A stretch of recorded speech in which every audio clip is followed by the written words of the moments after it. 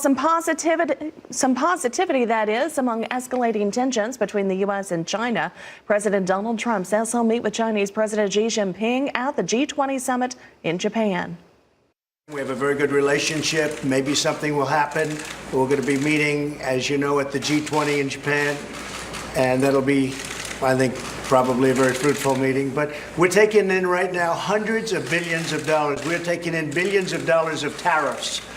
And those tariffs are going to be tremendously, if you look at what we've done thus far with China, we've never taken in 10 cents until I got elected. Now we're taking in billions and billions. The president's new tariff hike from 10 to 25% on $200 billion worth of goods could be followed up with another round of 25% taxes on an additional $300 billion worth of imports from China. And the country says it hopes the U.S. doesn't underestimate its determination to protect its interests. It announced plans to raise tariffs on plenty of food and agricultural products on Monday.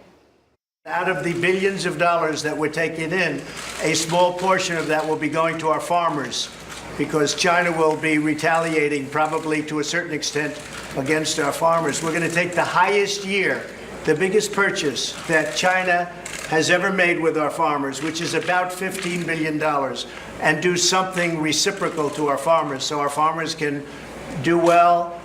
They'll be planting, they'll be able to sell for less, and they'll make the same kind of money until such time as it's all straightened out. But the president's plan for more trade aid isn't pleasing everyone. RFD-TV's Sarah Mock reports on why some think a long-term strategy will be needed.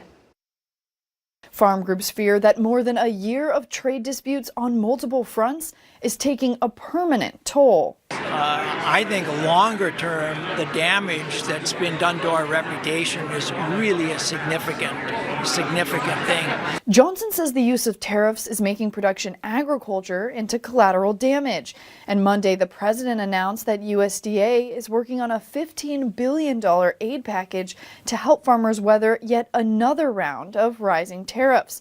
But ag groups say more short-term aid is not what's needed most. We think that Congress needs to step back in and take a look at a longer-term policy.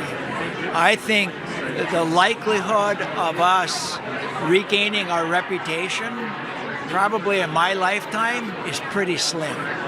So we better rethink sort of all of our farm policies, and we probably ought to think about ways to provide incentives for farmers to produce less, because we're not going to be able to sell this stuff. No significant details of the White House's billion-dollar trade aid program are yet available.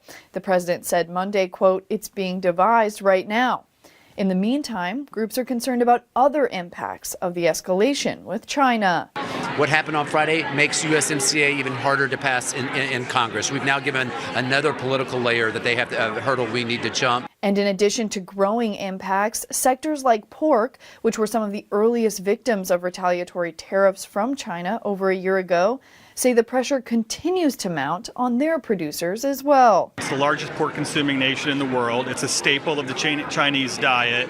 Their production is down significantly because of African swine fever. Unfortunately, we face tariffs that make us pretty uncompetitive at 62%, so it's a missed opportunity. The president's announcement came on the heels of China's plan to increase tariffs on $60 billion worth of U.S. goods starting on June 1st.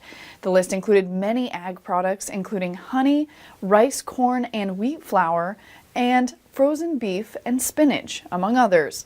For RFD-TV, I'm Sarah Mock in Washington.